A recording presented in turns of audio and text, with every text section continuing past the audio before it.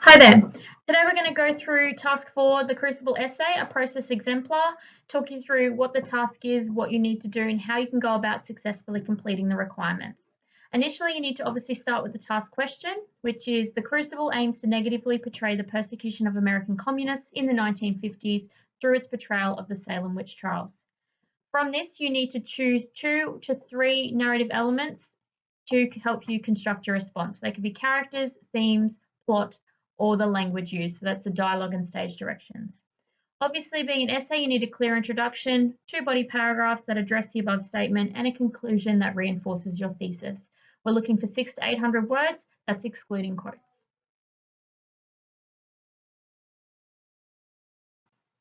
So now you should have obviously read the Crucible and examined the stimulus documents.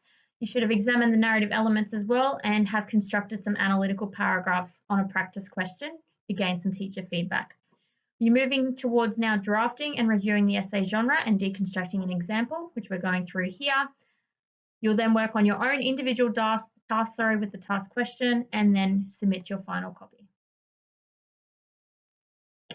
Your thesis statement is your overall argument or opinion regarding your topic or question. It is what your entire essay hangs itself on. So you need to make sure that your thesis responds to the task question, so the Crucible aims to negatively portray, whilst also incorporating reference to the 2 or 3 narrative elements that you're choosing. Your choice of adjectives and adverbs in the thesis statement will indicate to the extent which you agree or disagree with the statement made. You need to make sure that you have a clear thesis because that's what you'll be referring to and proving throughout your essay. So the importance of a thesis is paramount. You need to make sure that you've got a clear thesis statement that you are going to prove. Here are some examples. Miller cleverly and strategically uses the narrative elements of theme and character to negatively represent the persecution of American communists during the McCarthy era. Or, through the effective and skillful use of narrative elements such as theme and character, the Crucible negatively portrays the persecution of American communists in the 1950s through its portrayal of the Salem witch trials. A third example could be Miller effectively portrays the era of McCarthyism as negative through the narrative elements of theme and character in the Crucible. As you can see from all 3 examples here, we've got adjectives to describe our point of view in regards to the representation and persecution of American communists during the McCarthy era, which directly responds to the task question. It's important that you've got a combination of both fact and opinion in your thesis statement. For the structure of this essay, it's pretty straightforward. We need an introduction that's approximately 100 words, 2 body paragraphs that are about 200 words each, excluding quotes, and a conclusion, which is approximately 100 words. What we're going to go through now is an excerpt of an essay.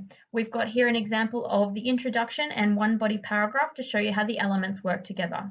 So again, that statement that we're responding to is the Crucible aims to negatively portray the persecution of American communists in the 1950s through its portrayal of the Salem witch trials. The narrative elements that we're focusing on are both theme and character. And the thesis statement that has been created is Miller cleverly and strategically uses the narrative elements of theme and character in the Crucible to negatively represent the persecution of the American communists during the McCarthy era.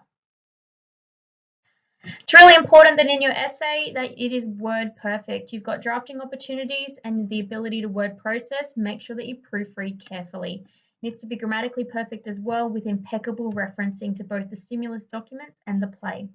You need to have in-depth references to the stimulus and play with specific, purposeful, relevant quotes. Remember, you've only got 1 quote each of stimulus and play per body paragraph, so you need to make sure that the quote that you choose is the best representation of what you're trying to prove. Your ideas need to be organized by narrative element with clear and explicit links to your thesis. You need an introduction and a conclusion that tie your ideas together. And lastly, have academic, purposeful writing. All right, so we're going to start with an introduction here. There is no passion so contagious as that of fear. Fear certainly spread like disease through American society during the era of McCarthyism of the late 1940s and early 1950s. Through the manipulation of the House of Un-American Activities Committee, Senator Joseph McCarthy caused the unjust persecution of hundreds of individuals suspected of supporting communism. Arthur Miller, an American playwright of the era, was a victim of such unjust events, and as a consequence, felt inspired to write his 1953 play, The Crucible, which is an allegorical account of the McCarthyism period using the 1692 Salem witch trials.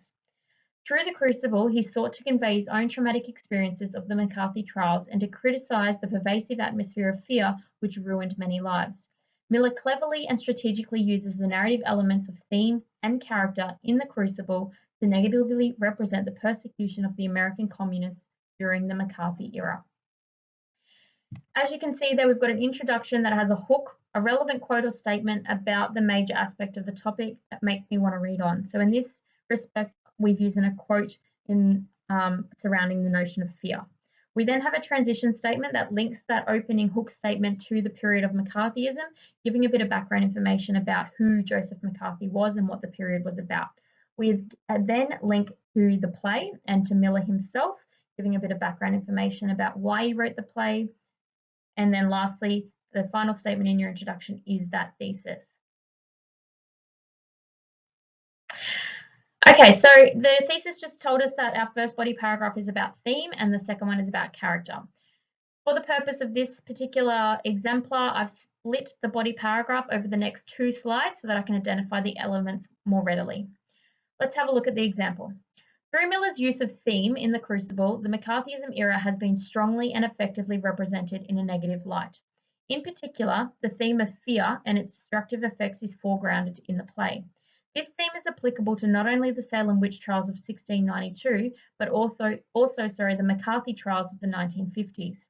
This fear spread through both societies, changing people and impairing their judgment.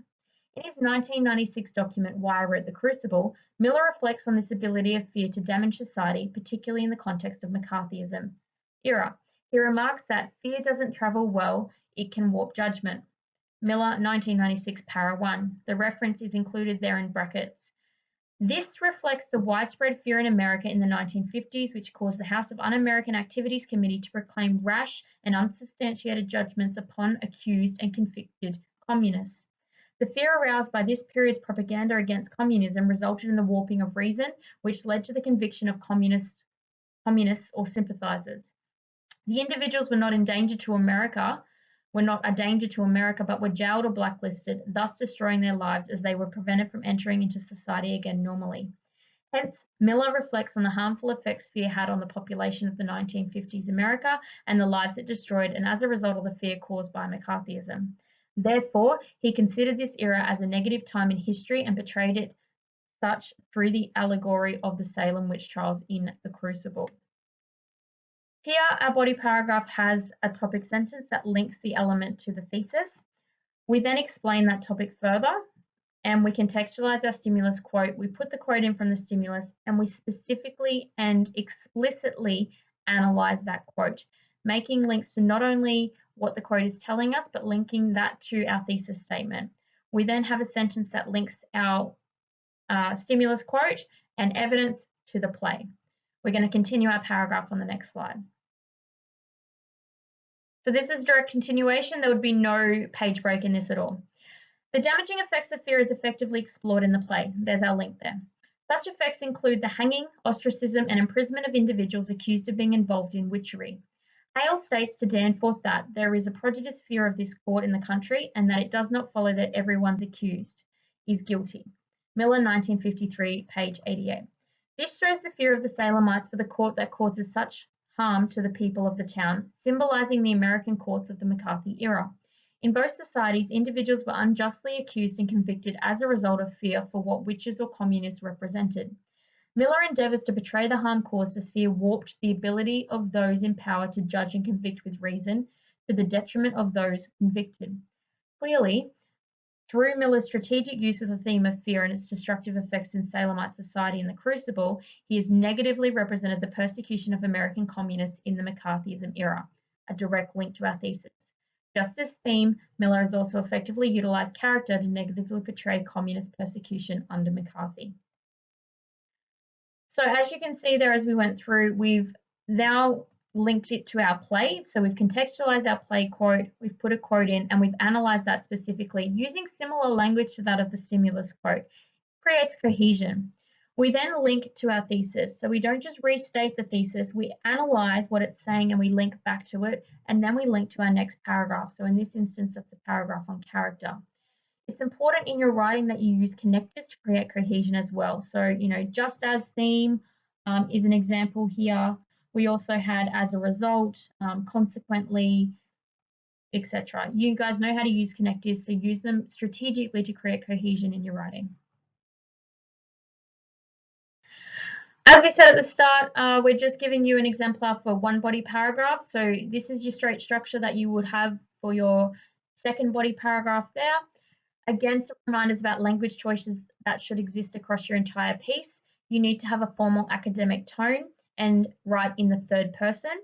Anytime that you mention the play name, The Crucible, it must be written in italics. Quotes must be referenced correctly, surname, year, and then paragraph if it's a stimulus, or page number if it's from the play. And again, as I just mentioned, use connectors to create cohesion. That doesn't mean at the start of every sentence, use them strategically in your paragraphs to create a cohesive piece, and use a connective for a purpose. So if you're, toward a concluding sentence in your paragraph, you're not going to use, a connective in addition. For example, you might use consequently or as a result. Use them purposefully. Again, the conclusion hasn't been written for you. To give you a basic structure, we're looking for your thesis first, which should be encapsulated in your one sentence. You then need to reiterate your arguments, so state how effective Miller was in negatively demonstrating the McCarthyism era in terms of the two chosen narrative elements. That'll be about 2 to 3 sentences. And then you're going to finish with a general statement about the importance of playwrights or authors and what they can teach society. A sentence to finish there. Remember, again, just to remind you, your essay needs to be word perfect and grammatically perfect. You must take note of referencing. You only really have 4 opportunities to reference, so you need to make sure you do it perfectly if you want to get in that BHA range for that particular criteria.